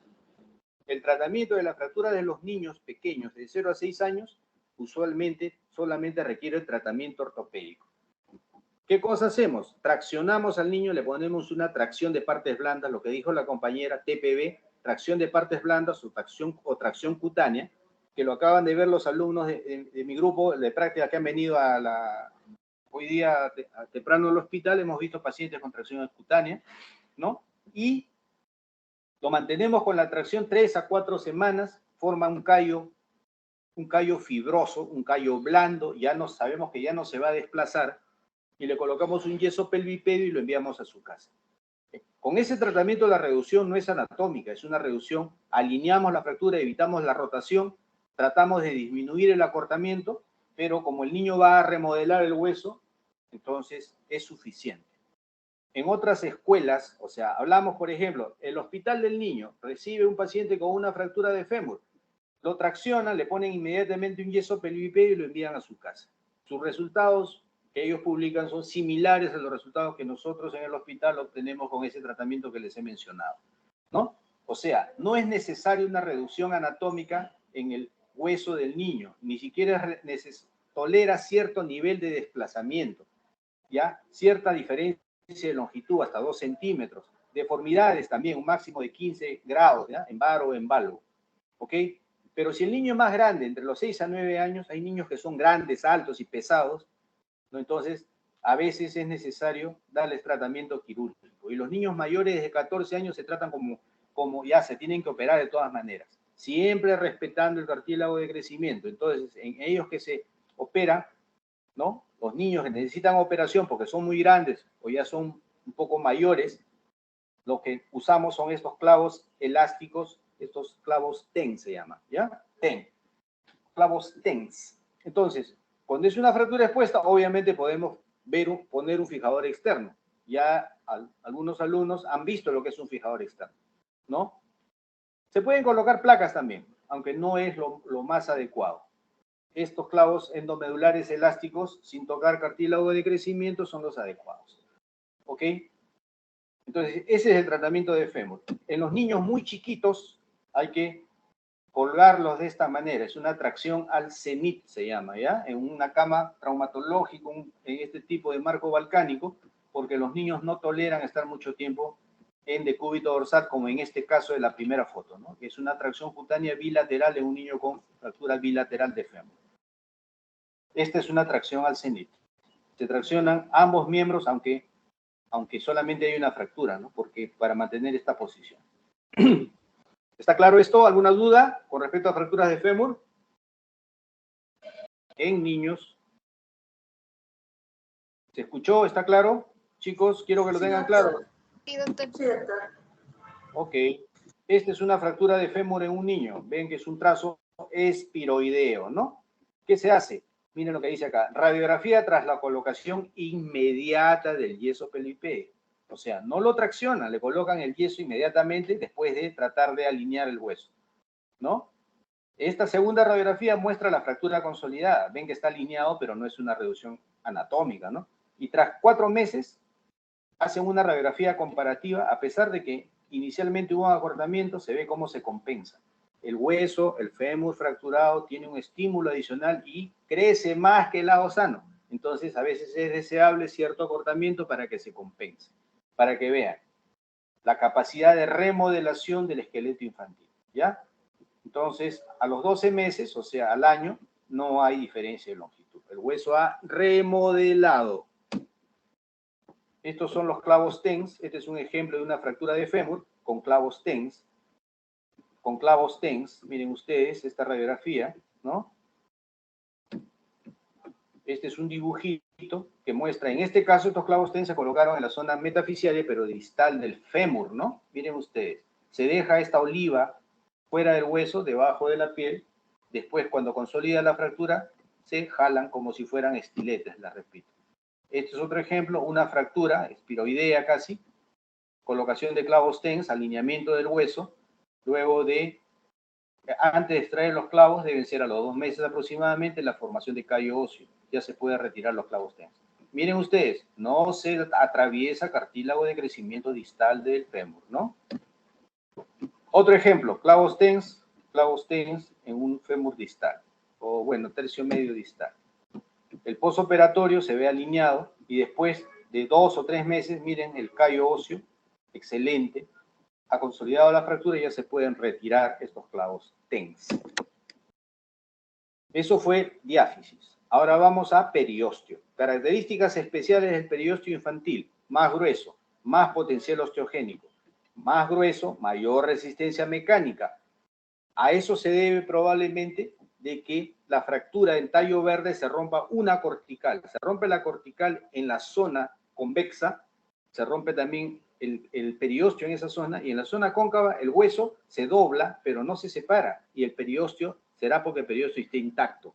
Entonces se evita el desplazamiento de la fractura. Se sabe que las fracturas en los niños también tienen menos porcentaje de fracturas expuestas, que requieren, por supuesto, que el hueso se desplaza, ¿no? Entonces, esto es el ejemplo. Miren la zona convexa, el hueso roto, el periósteo se rompió, pero en la zona cóncava no. Fractura en tallo verde. Y ahora vamos a la parte más importante. El alumno o la alumna que presentó esta clasificación de Salter y Harris habló de fracturas en muñeca. Esta clasificación es para lesiones del cartílago de crecimiento en general, ¿ya? Es importante que ustedes sepan esta clasificación, ¿ya? ¿Por qué? Porque, a ver, vamos a ver. La tipo 1 es un despegamiento completo del cartílago de crecimiento. El tipo 2 es un despegamiento y un fragmento de hueso metafisiario triangular que queda adherido. Esta tipo 2 es la lesión de Salter y Harris, mucho más frecuente, ¿ya? No se olviden de eso.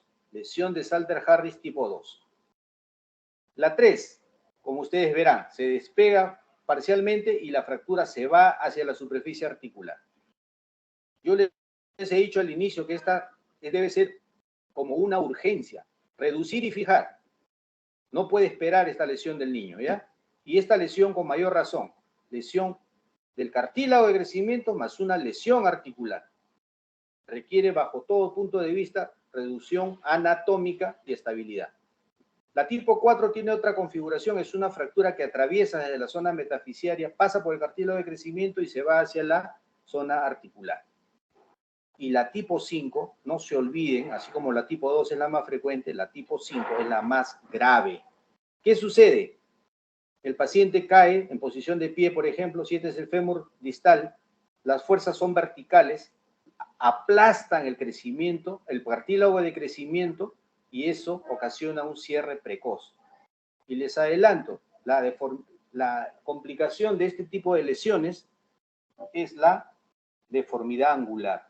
¿Por qué? Porque crece una parte del cartílago de crecimiento, la otra se cierra, no crece, y el hueso se tuerce, como verán ustedes. Las angulaciones, las deformidades angulares. Entonces, repito, Salter-Harris número 2, la más frecuente, la 5 es la más grave. Muchas veces la 5 no se puede diagnosticar, pero tenemos que sospecharla, y porque con una radiografía simple generalmente no se ven.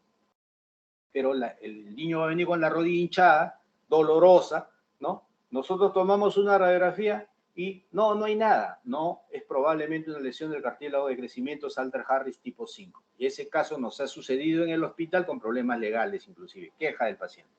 ¿Ya?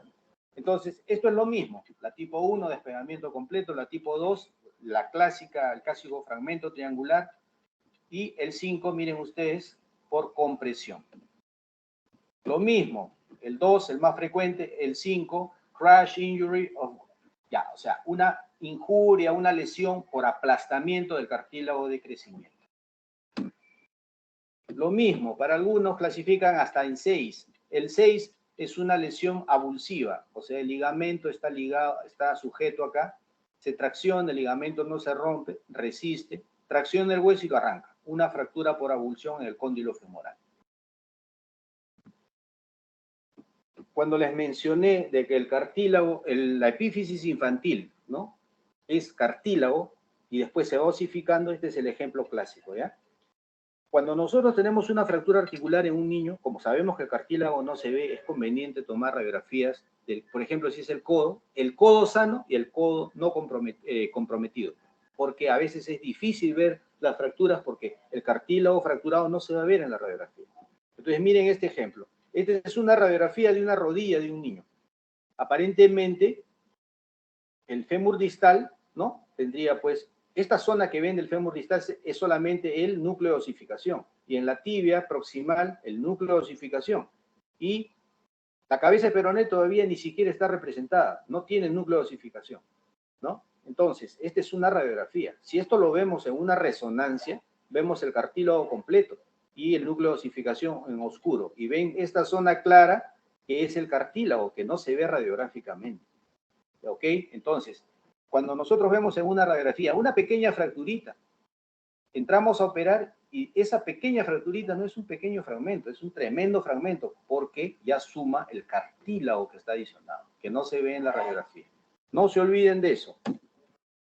Entonces, lesiones del cartílago de crecimiento ya las revisamos. La tipo 1, ejemplos: húmero proximal, tibia proximal, peroné distal. La tipo 1 se reduce, se colocan clavos de Kirchner. En este caso no es posible, no puedo evitar atravesar nuevamente el cartílago de crecimiento, porque he puesto dos clavos de Kirchner, a veces son paralelos, a veces cruzados. Reduzco y coloco los clavos para estabilizar. Y como dos clavitos no dan una estabilidad suficiente, en un niño se usa, miren esta sombra acá radiográfica, yeso. Entonces, si yo tengo que atravesar el cartílago de crecimiento necesariamente para fijar este fragmento, lo hago con agujas delgadas y lisas, y no muchas, dos nada más. ¿Ok? Eso está claro, chicos, no lesionar con placas ni tornillos el cartílago de crecimiento. ¿Está claro, no? Sí, doctor. Sí, doctor. Sí, doctor. Una lesión tipo 1 de fémur distal, miren ustedes, totalmente basculado en los cóndilos femorales, miren ustedes, ¿eh? Está completamente despegado, una epificio lisis, una epificio listesis, ¿no? Listesis significa desplazamiento. Las maniobras, se reduce, dos clavos de Kirchner cruzados, miren ustedes, en la radiografía frontal y en la radiografía lateral. Dos clavitos no dan a estabilidad suficiente a esto, peor aún en un niño que es movido, ¿no? Es niño, pues. Se coloca un yeso adicional. Luego de 5 semanas, hemos dejado los clavos afuera de la piel, los doblamos con una cita y los tenemos ahí hasta que consoliden. Consolida, jalamos los clavos como estilete simplemente, ya está. La Salter-Harris tipo 1, el despegamiento completo en el húmero proximal. Muchas veces no es posible hacer una reducción cerrada acá. Tenemos que abrir, reducir y colocar, en este caso, 3 clavos de Kirchner.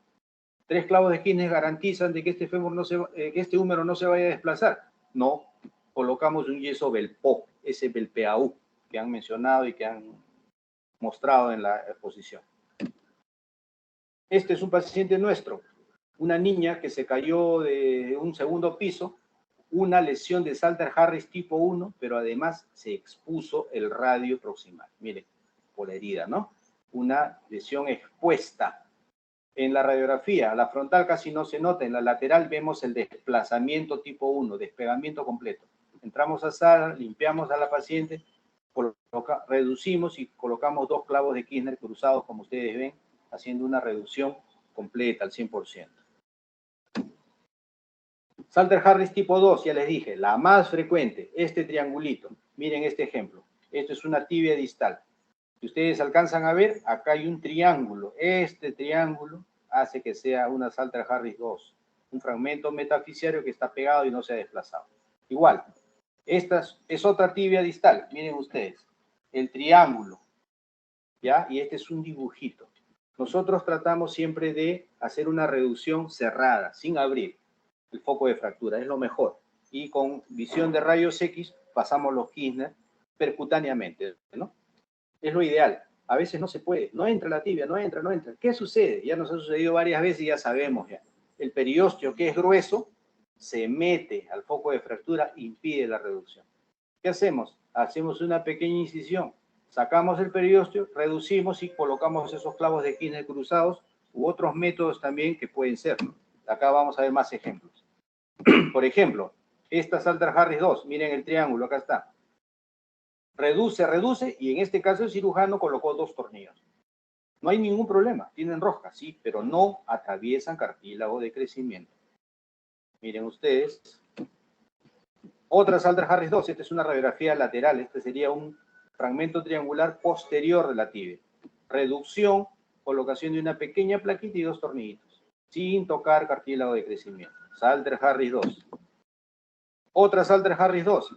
Miren ustedes el fémur distal, el triangulito pegado y el despegamiento del cartílago de crecimiento. Reducción, colocación de 2 clavos de Kirchner cruzados, más aparato de yeso. Acá lo están mirando ustedes. Otra Salter Harris 2, el triángulo acá. Una guacha o una arandela se llama en cirugía y un tornillo. Más aparato de yeso. La tipo 3, despegamiento y fractura que se va hacia la articulación, como hemos visto. Hay una fractura en tobillo, en la tibia distal, se puede producir de esta manera, ¿no? Hay muchos ejemplos, ¿no? En este caso, en el peroné distal es una tipo 1 y en la tibia es una tipo 3. Bueno, es una combinación simplemente. La tipo 4 es una fractura que atraviesa fisis desde metáfisis hacia la zona articular, ¿no? Cuando se produce a este nivel, donde está la zona de la tibia, o sea, la tibia tiene un maleolo interno y tiene un maleolo externo, ¿ya? Se le llama el tubérculo de Chaput. Cuando eso se fractura, tiene esta configuración, miren ustedes, parece un 4 claro porque va de metáfisis a la zona articular, ¿no? Y en este caso se llama, tiene nombre propio, alguien le puso su nombre, ¿no? Bueno, pero es una lesión del cartílago de crecimiento tipo 4. En este caso es una Tilov-Chaput, se llama. Bueno, un nombre propio. Otra manera es solucionar, ¿no? Poner un tornillo, sin tocar el cartílago de crecimiento. Otra, que es tipo 4, la de McFarland, cuando se produce en el maleolo interno, ¿no? Y es una fractura hacia arriba, hacia la tibia proximal, ¿no? Bueno, en este caso, 2 clavos de Kirchner pueden ser, o 2, en este caso han colocado 3 tornillos, 1 arriba y 2 acá. No se nota muy bien porque están superpuestos. 1 y 2 abajo, sin tocar cartílago de crecimiento. La 5, la más grave, dijimos, ¿no? Contusión del cartílago de crecimiento, invisible a la radiografía. Esta compresión hace que haya un cierre prematuro del cartílago. Miren ustedes, este es el ejemplo, este es un tobillo, este es el astrágalo, que debería estar horizontal y está basculado. ¿Qué pasó? La lesión es en este nivel, no crece, acá sigue creciendo y tuerce la tibia distal. Una deformidad angular como complicación de las lesiones del cartílago de crecimiento. En las radiografías iniciales, estas 5, ¿no? Con aplastamiento del cartílago de crecimiento, no son radiografías iniciales, no se ve nada. Diagnóstico retrospectivo. Viene el chiquillo con la pierna chueca y ¿qué pasó? Doctor, usted me dijo de que no tenía nada. Ah, y mire cómo se ha torcido. Que sí tenía algo, una lesión del cartílago de crecimiento tipo 5 que no se notaba inicialmente. Otra vez, Salter Harris tipo 5, aplastamiento, el aplastamiento. Esta es una imagen de resonancia magnética.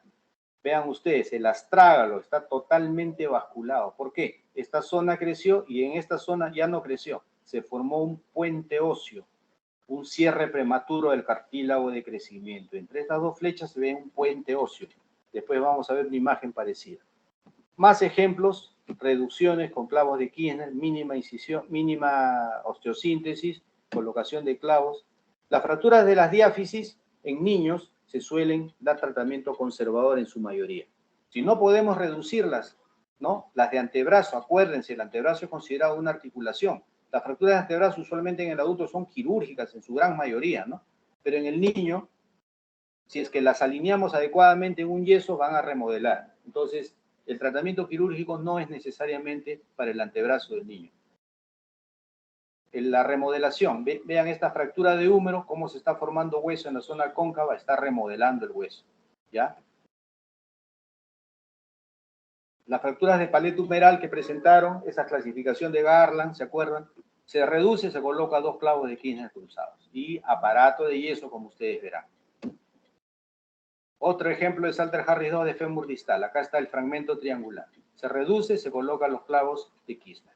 2 términos importantes. Epifisiolisis significa lesión del cartílago de crecimiento. A secas. No nos habla de si está desplazado o no. Una epifisiolistesis significa desplazamiento, ¿no? Entonces, el tratamiento de las epifisiolistesis, ¿cuál es? Tratamiento quirúrgico. Las fracturas en torus o en rodete, solamente un yeso. En este caso, esto es un yeso braquipalmar. Fracturas diaficiarias, en este caso, este es un antebrazo, miren ustedes.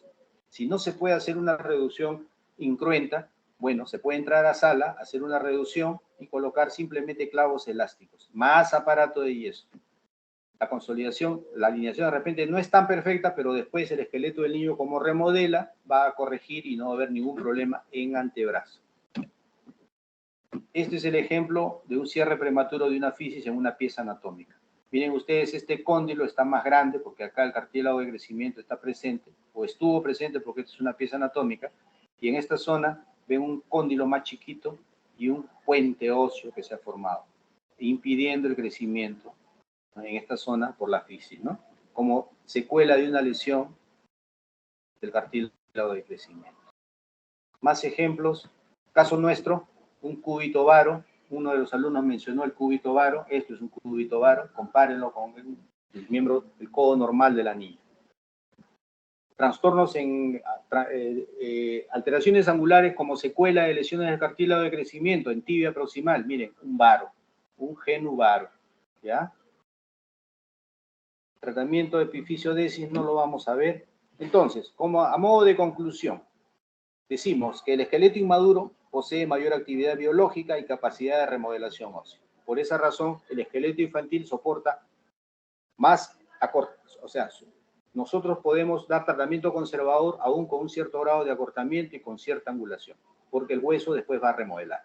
En el adulto no es así.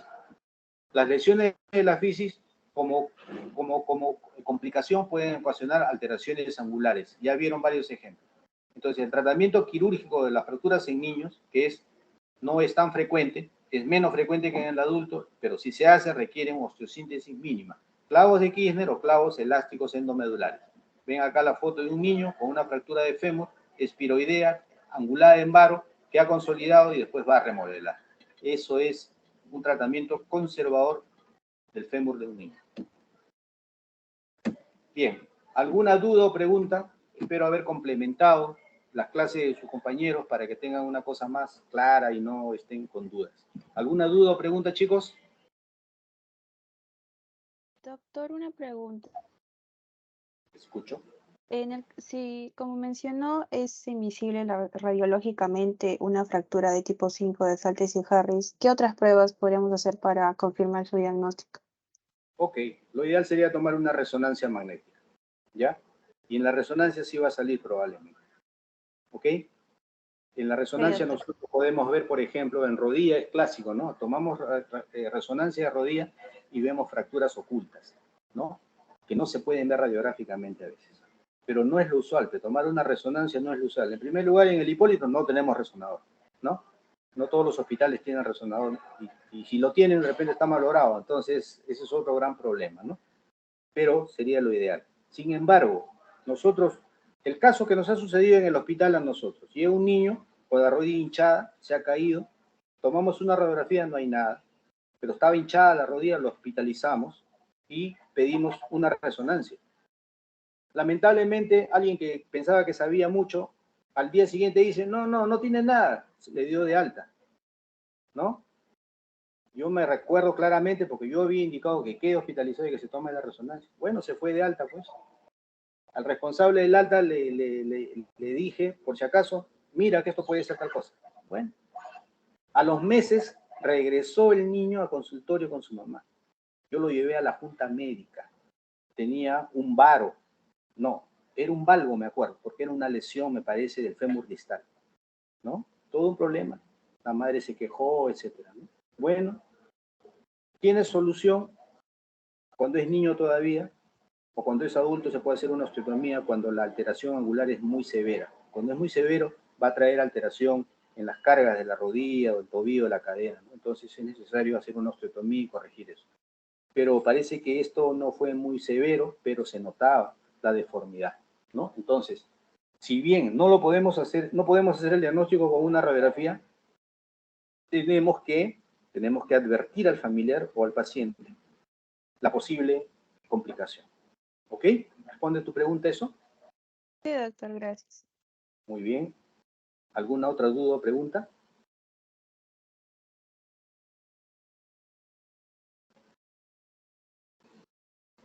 Creo que Bien, no, chicos. doctor. Ok, entonces gracias por la exposición a los expositores. Acuérdense, no tiene que ser tan específicos, hablemos de cosas un poquito más generales, estamos en pregrado, ¿ya? Ok, y gracias a los que han escuchado las clases con atención. Bien, chicos, gracias por la atención. Hasta una nueva Gracias, clase. doctor. Gracias, doctor. Con mi Muchas gracias, grupo, doctor. cualquier Gracias, cosa, doctor. con mi grupo vamos a coordinar por el correo del WhatsApp. Buenas tardes, chicos.